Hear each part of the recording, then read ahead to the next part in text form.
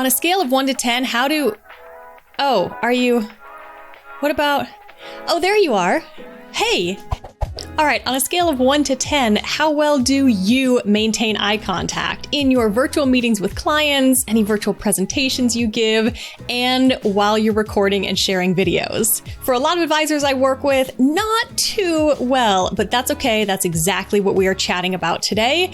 And I'm going to show you 3 key things you can do to improve your eye contact. So we're going to talk about why eye contact is so important, how often do you need to maintain eye contact, and then what can you do to make that process a little bit easier. So stay tuned.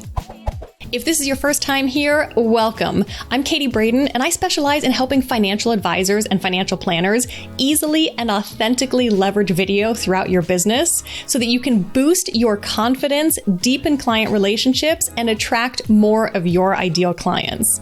So if you're not yet subscribed, be sure to hit that subscribe button below so you don't miss any future videos. And when you're really ready to dive in, be sure to sign up for one of my upcoming workshops.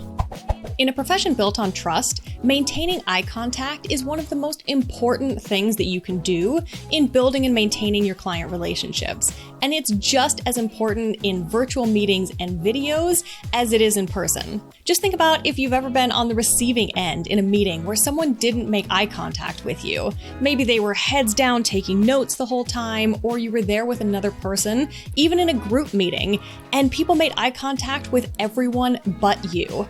That is a really negative human emotion. And we also tend to see people that don't make eye contact as being less sincere and potentially less trustworthy. So we want to make sure in your videos and virtual meetings that you are maintaining eye contact.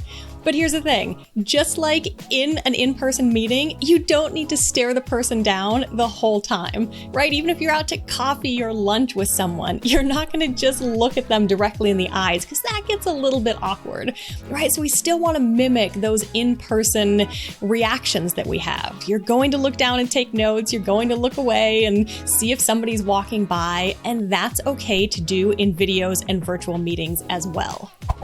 So the first step is knowing where on earth is your lens. Now, the challenging thing is for a lot of computers, or if you're recording on smartphones, it's really hard to tell where your lens is. Even on my smartphone, I record videos on this frequently.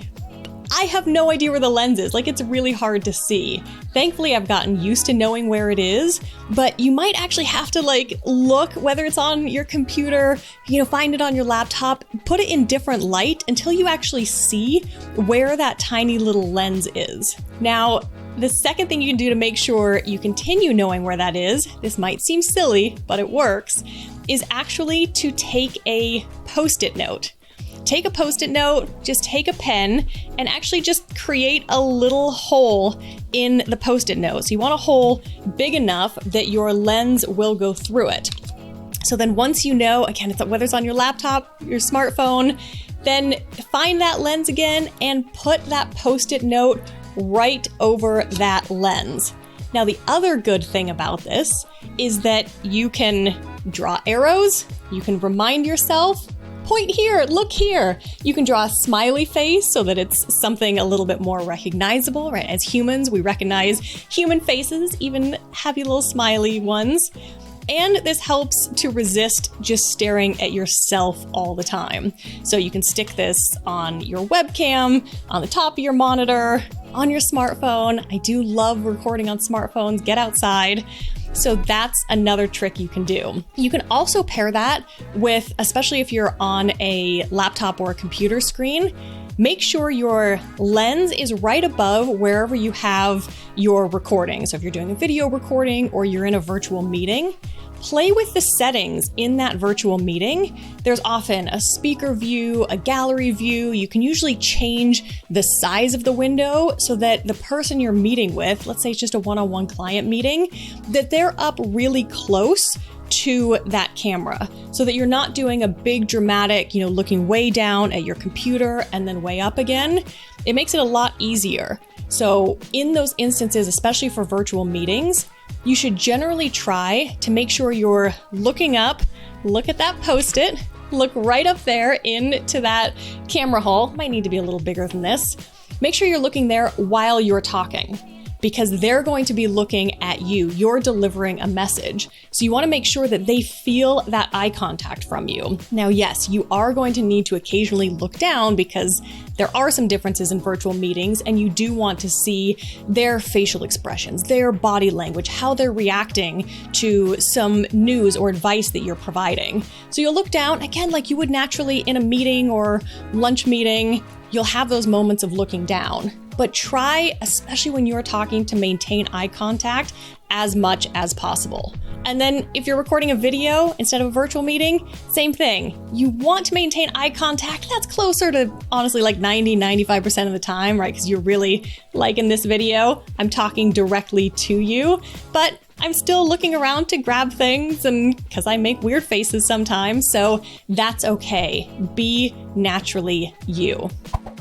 So if you've tried those other options or you're ready to level up, here's the option that I use. This is how I maintain eye contact, and it's by using a teleprompter. So if you're not familiar with teleprompters, you can most often think of them as what newscasters use to read their scripts. So if you've ever seen a TV show about the news or seen a news set, you know you've got the newscasters there, and then they're always reading that script, and really the lens is behind it. So it looks like they're maintaining perfect eye contact.